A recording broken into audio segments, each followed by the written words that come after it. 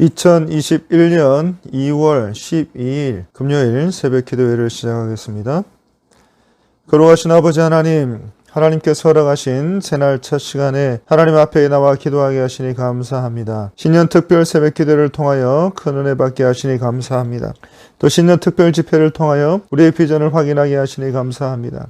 2월 말까지 계속되는 신년 특별 집회 가운데 하나님 말씀하여 주시고 우리를 향하신 하나님의 뜻을 잘 분별하여 살피게 하여 주옵소서. 그리고 받은 그 말씀 붙들고 살아가는 우리 모두가 되게 하여 주옵소서. 오늘은 특별히 민족의 명절인 설입니다. 2021년도 벌써 40일이나 지나 새롭게 결심한 우리의 결단들이 자칫 흐려질 수 있는 이때에 다시 한번 새롭게 다짐하고 결단하는 우리가 되게 하여 주옵소서. 이번 설은 코로나로 인하여 여전히 어렵고 힘이 들고 또 자유롭게 오가지는 못하지만 우리 주님 안에서 사랑과 평강과 기쁨을 함께 나누는 복된 명절이 될 수 있도록 도와주시옵소서. 교회와 총회 성립 70주년을 맞이해서 하나님 앞에 크게 쓰임받는 교회가 되게 하여 주시고 목사님 함께 해주셔서 피곤치 않게 도와주시고 사역하시는 가운데 큰 열매를 맺게 하여 주옵소서. 특별히 환우분들에게 위로를 더하여 주시고 어려운 가운데 있는 분들에게 하나님의 사랑을 더하여 주옵소서. 이 시간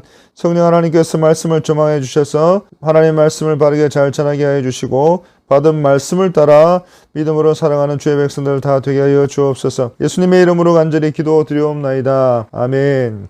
오늘 우리에게 주시는 하나님의 말씀은 요한복음 7장 37절에서 52절까지 말씀입니다.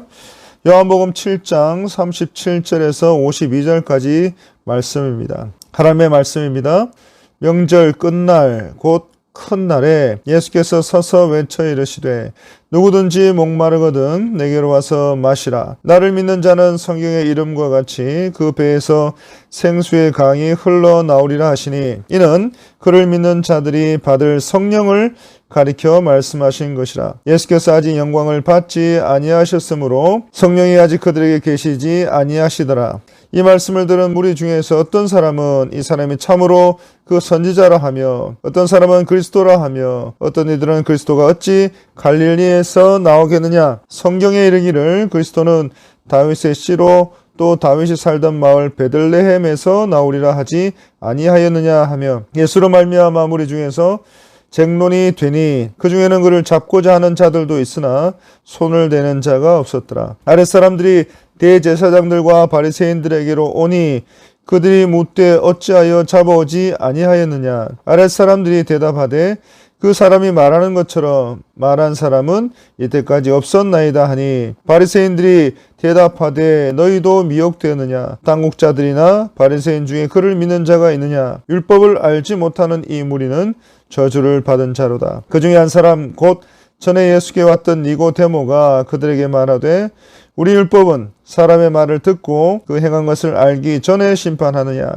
그들이 대답하여 이르되 너도 갈릴리에서 왔느냐. 찾아보라. 갈릴리에서는 선지자가 나지 못하느니라 하였더라. 아멘. 오늘 본문 앞에서는 유대 종교 지도자들이 예수님을 잡아서 죽이려고 한 일들에 대해서 말씀합니다. 그리고 오늘 본문은 이 초막절이 끝나는 마지막 날 성회에서 일어난 일들을 말씀합니다. 유대인들은 이 초막절 축제 동안에 실로암 연못에서 물을 길어와서 성전 제단 서편에 붓는 의식을 가집니다. 37절 예수님께서 누구든지 목마르거든 내게로 와서 마시라 했습니다. 또 38절에 나를 믿는 자는 성경의 이름과 같이 그 배에서 생수의 강이 흘러나오리라 하시니 했습니다. 이런 풍습을 배경으로 예수님은 자신이 영원한 생수의 근원이라는 사실을 선언하고 계시는 것입니다. 그리고 39절 이는 그를 믿는 자들이 받을 성경을 가리켜 말씀하신 것이라 했습니다. 예수께서 아직 영광을 받지 않으셨으므로 성령이 아직 그들에게 계시지 아니했다 했습니다. 여기에서 말하는 생수라고 하는 것은 예수님의 부활과 승천하신 후에 강림하실 성령 하나님을 가리켜서 말씀하시는 것입니다. 그런데 이런 예수님의 말씀에 유대인들은 참으로 다양한 반응을 나타내게 됩니다. 어떤 사람들은 예수님을 선지자 가운데 한 분이라고 생각했습니다. 40절입니다. 그리고 41절에 또 어떤 사람들은 예수님을 그리스도 메시아라고 생각하기도 합니다. 그런데 42절에 성경에 이르기를 그리스도는 다윗의 씨로 또 다윗이 살던 마을 베들레헴에서 나오리라 하지 아니하였느냐 했습니다. 유대인들은 메시아 다윗의 혈통으로 베들레헴에서 나실 것이라는 것을 잘 알고 있었습니다. 그래서 유대인들은 예수님이 갈릴리 나사렛 출신이라는 이유로 메시아 대신 예수님을 배척합니다. 그리고 끝까지 불신앙적인 태도를 고집합니다. 유대인들이 예수님이 성장하신 나사렛을 예수님이 태어나신 출생지로 오해했기 때문에 그렇습니다. 그래서 43절에서 49절에 유대인들의 생각이 이렇게 나뉘게 되자 예수님을 체포하라는 명령을 내렸던 종교 지도자들은 곤란한 상황이 됩니다. 그리고 밤중에 예수님을 찾아가서 구원의 진리에 대해서 가르침을 받은 적이 있는 니고데모가 산헤드린 공회의원으로서 지위를 가지고 예수님을 변호하는 것을 우리는 보게 됩니다. 그러자 그들은 예수님을 체포해서 살해하려는 계획을 미룰 수밖에 없게 된 것입니다. 그리고 이 모든 일들은 예수님께서 십자가에 달려 돌아가실 때가 아직 완전히 차지 않았다는 것을 보여주고 있는 것입니다. 그리고 이때로부터 약 6개월 후인 6월절 축제의 분위기가 무르익었을 때 예수님은 십자가에 못 박혀 돌아가시게 된 것입니다. 그런 가운데 오늘 우리는 다음과 같은 교훈을 얻게 됩니다. 첫 번째, 성령 충만은 특별한 성도들에게만 허락되는 것이 아니라 성령 충만을 사모하는 모든 성도들에게 주어지는 축복이라는 것입니다. 예수님은 예수님을 믿는 자마다 그 배에서 생수의 강이 흘러나오리라 약속하셨습니다. 이는 예수님을 믿는 자마다 영생을 얻을 뿐만 아니라 성령 하나님께서 그 심령 가운데 역사하심으로 말미암아 성령의 충만한 삶을 살게 된다는 것입니다. 예수님은 영적인 목마름에 고통받고 있는 사람들에게 영원히 목마르지 않게 하시는 생명의 주가 되시고 영원한 생명수가 되신다는 사실을 말씀하고 있는 것입니다. 요한복음 4장 14절입니다. 내가 주는 물을 마시는 자는 영원히 목마르지 아니하리니 내가 주는 물은 그 속에서 영생하도록 솟아나는 샘물이 되리라. 영원한 생명수가 되시는 우리 주님을 믿음으로 말미암아 영생에 이르고 이 땅에서는 하나님의 큰 복을 받는 저와 여러분들이 다 되시기를 간절히 바랍니다. 두 번째, 진리의 말씀을 배워서 깨달은 성도는 마땅히 자신의 신앙의 성장과 성숙에 따르는 영적인 모습들을 다른 사람들 앞에서 나타내야 된다는 것을 우리에게 말씀합니다. 디모데전서 4장 15절 보시면 이 모든 일에 전심전력하여 너희 성숙함을 모든 사람에게 나타나게 하라 했습니다. 오늘 보면 50절에 니고데모가 나옵니다. 니고데모는 어떤 사람입니까? 니고데모는 예수님이 하나님께로부터 오신 선생인 것을 알고 찾아온 그런 사람입니다. 그리고 예수님을 처음으로 찾아왔을 때 다른 사람의 이목이 두려워서 밤 시간에 숨어서 찾아온 사람이기도 합니다. 네, 그랬던 니고데모가 이제는 유대 종교 지도자들 앞에서 예수님을 변호하기 시작합니다. 니고데모가 주님께로 진리의 말씀을 받아들인 후에 변화된 것을 우리에게 보여주고 있는 것입니다. 갈라디아서 5장 22절에서 24절에 있는 말씀과 같이 예수님을 믿는 우리도 신앙에 합당한 성령의 열매를 또 그에 마땅한 말과 행동들을 해야 될 것을 우리에게 말씀하고 있는 것입니다. 그렇지 않으면 열매 맺지 못한 가지가 밖에 버려져 마르고 불에 던져 태워지게 될 것을 말씀합니다. 그리고 그 이유를 마태복음 7장에서 거짓 선지자들을 통해서 설명하고 있습니다. 마태복음 7장 18절입니다. 좋은 나무가 나쁜 열매를 맺을 수 없고 못된 나무가 아름다운 열매를 맺을 수 없느니라 했습니다. 디모데전서 4장 15절 말씀, 이 모든 일에 전심전력하여 너의 성숙함을 모든 사람에게 나타나게 하라 했습니다. 영적으로 깨어서 새벽마다 기도하시는 여러분의 영적인 성숙함이 우리 교회와 모든 사람들에게 나타나게 되는 복을 받으시기를 축복합니다. 새벽마다 기도의 제단을 쌓으시는 여러분의 하나님과의 깊은 교제가 교회와 다른 사람들에게 좋은 나무의 아름다운 열매로 나타나게 되기를 간절히 축복합니다. 마지막으로 오늘 본문은 예수님의 약속의 말씀에 대한 성취에 대해서 말씀하고 있습니다. 예수님이 공생의 사역을 하시는 동안에 제자들에게 약속하신 것들이 많이 있습니다. 예를 들면 영생의 약속이 그것이고 축복의 약속이 그것이고 천국에 대한 약속의 말씀들이 바로 그것입니다.